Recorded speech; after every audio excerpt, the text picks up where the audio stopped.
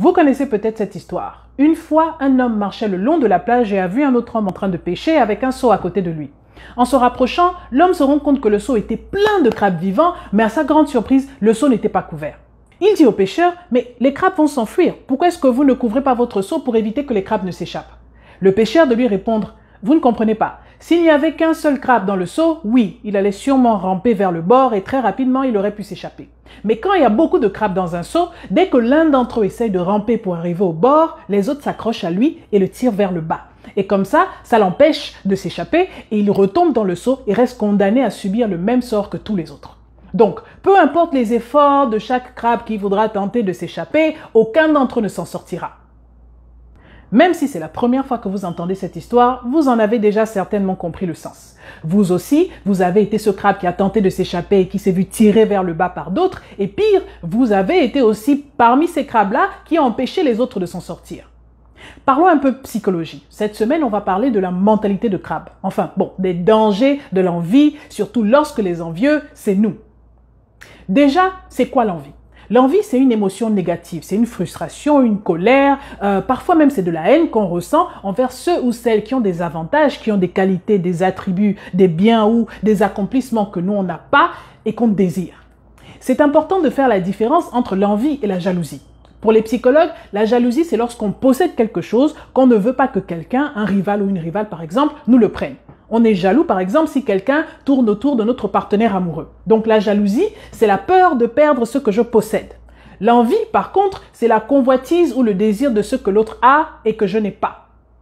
C'est généralement très difficile d'avouer qu'on est envieux parce que ce n'est pas justifiable. Avec la jalousie, on peut encore dire « je défends mon territoire ». Mais l'envie, c'est comme si c'était de la méchanceté gratuite. Après tout, en quoi est-ce que le bonheur ou les accomplissements de l'autre te dérangent? L'autre a réussi, et toi quoi? Ça ne te coûte rien, ça ne change rien à ta vie, ça ne te regarde même pas. Pourtant, on ne peut pas s'empêcher d'envier parce que l'envie fait partie de la nature humaine. Déjà parce que pour mieux savoir qui on est, on a tendance à évaluer nos connaissances, nos capacités et nos performances en observant les autres et en nous mesurant à eux. C'est quelque chose qu'on fait automatiquement et qui nous permet d'avoir un regard plus juste sur nous-mêmes. Par exemple, imaginez que vous prenez un cours de psychologie et que vous finissez l'année avec une moyenne de 13 sur 20. Et 13 sur 20, c'est assez bien, mais lorsque vous parlez avec vos camarades de classe, vous réalisez que les autres ont autour de 10, 11 de moyenne, personne n'a même atteint 12, vous êtes la seule personne à avoir eu 13 sur 20. Vous réaliserez donc que vous avez eu la meilleure note et du coup, votre perception de votre performance va changer. 13, c'est plus seulement assez bien, ça vous paraîtra même comme étant excellent. Par contre, si vos collègues vous disent qu'ils ont eu entre 16 et 18 de moyenne et que vous réalisez que vous avez 13, vous avez la moyenne la plus faible de la classe, même si 13 techniquement c'est assez bien, ça va du coup vous paraître comme un échec. C'est en réalisant l'importance de la comparaison qu'en 1954, le psychologue américain Leon Festinger a développé la théorie de la comparaison sociale. Il explique, entre autres, que nous faisons deux types de comparaisons, les comparaisons ascendantes et les comparaisons descendantes. La comparaison ascendante, c'est lorsqu'on se compare à quelqu'un qui, d'après nous, est supérieur à nous ou meilleur que nous dans un domaine. Par exemple, je vis dans un appartement et je me compare à quelqu'un qui vit dans un château. La comparaison descendante, c'est le contraire. C'est lorsqu'on se compare à quelqu'un qui est inférieur à nous ou pire que nous dans un domaine. Par exemple, si je vis dans un petit appartement, je me compare à quelqu'un qui est sans abri.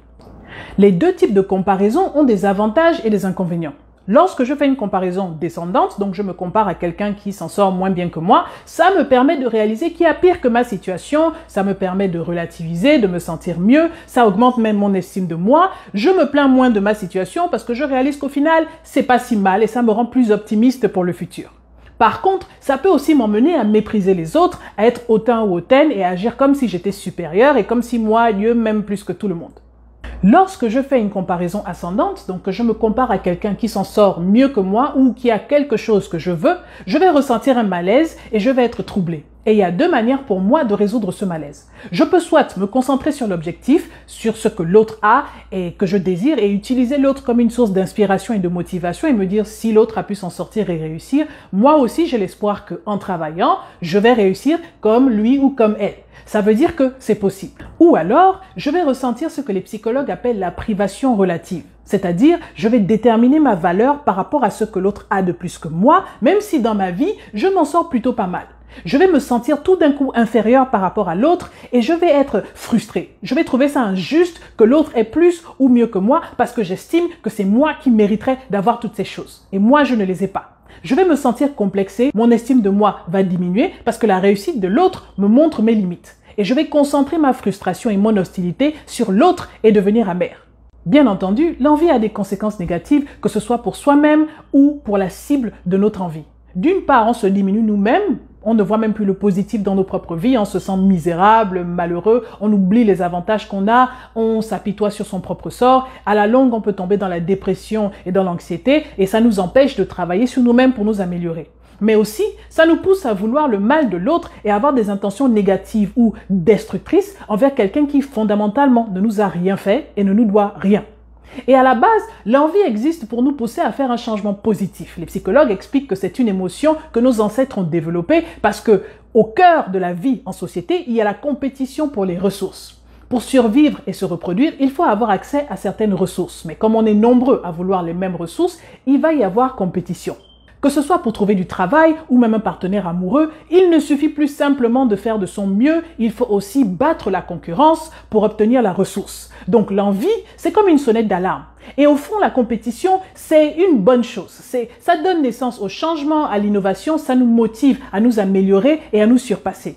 En 1998, le psychologue américain Norman Triplett a remarqué que les cyclistes pédalaient plus vite lorsqu'ils faisaient la course contre d'autres cyclistes que lorsqu'ils étaient seuls contre la montre. Il s'est rendu compte que le fait d'avoir un autre cycliste à côté d'eux réveillait l'instinct de compétition. Et ça augmentait l'énergie des cyclistes, ça les rendait plus déterminés et ils pédalaient plus fort. Il a par la suite créé une expérience. Ça a été même la toute première expérience en psychologie sociale, dans laquelle il a demandé à 40 enfants d'enrouler des fils sur des moulins de canne à pêche le plus rapidement possible. Une partie des enfants était tout seul et l'autre partie devait faire l'exercice en même temps qu'un autre, donc 2 par 2. Triplett a rapporté que les enfants qui avaient fait l'exercice en même temps qu'un autre enfant enroulaient les fils plus rapidement que ceux qui avaient fait l'exercice seuls. En gros, la compétition fait ressortir la meilleure version de nous-mêmes. Ça nous pousse à nous dépasser. Lorsque vous ressentez de l'envie, prenez-le comme un message de votre cerveau pour vous pousser à vous développer et à vous surpasser. Maintenant, c'est quoi le rapport avec les crabes ? La personne envieuse a le choix de travailler sur elle-même pour progresser ou de nuire à la concurrence pour l'empêcher d'avancer. Et malheureusement, beaucoup choisissent la deuxième option. Lorsque vous essayez de rabaisser les autres parce que vous êtes envieux, vous avez la mentalité de crabe. Certains sont très actifs et vont tenter même ouvertement de nuire à l'autre par des rumeurs mensongères, des critiques. Ils vont tenter peut-être de décourager l'autre. Tu te prends pour qui? Tu veux dire quoi? Tu penses que tu es mieux que qui? Si moi je n'ai pas, toi non plus tu ne dois pas avoir. D'ailleurs, tu n'es même pas vraiment doué. La personne n'est même pas vraiment douée. C'est un faux projet qu'elle fait. Elle pense qu'elle a quoi d'exceptionnel là. Je ne vois pas pourquoi tout le monde parle. Et s'ils sont superstitieux, ils vont aller voir des marabouts pour essayer de féticher l'autre et bloquer l'autre de manière surnaturelle. Certains sont un peu plus passifs, mais ils sont tout aussi dangereux. Ils ne vont pas dire ouvertement qu'ils ont un problème, mais ils ne soutiendront pas ce que l'autre fait. Ils vont attendre que l'autre fasse une erreur pour les détruire, et s'il arrive un malheur à l'autre personne, ils vont se réjouir et ils vont se moquer. On peut être tenté de banaliser l'envie. Après tout, c'est l'humanité entière qui est comme ça. C'est présent dans toutes les cultures. Beaucoup dans les communautés noires s'en plaignent, mais les afro-descendants ne sont pas plus mauvais que tous les autres. C'est surtout qu'il y a des conditions sociales bien spécifiques qui favorisent la mentalité de crabe et qui lui permettent de proliférer, comme la pauvreté, la misère, la discrimination. Partout dans le monde, l'envie est souvent un problème pour les sociétés dans lesquelles les gens ont l'impression qu'il y a une pénurie de ressources, qu'il n'y a pas assez de ressources pour tout le monde. Ils se disent qu'il y a une quantité limitée de biens, une quantité limitée d'opportunités, et là où l'autre gagne, moi je perds. Donc au lieu d'être une inspiration pour moi, le succès de l'autre est une menace, voire même un affront.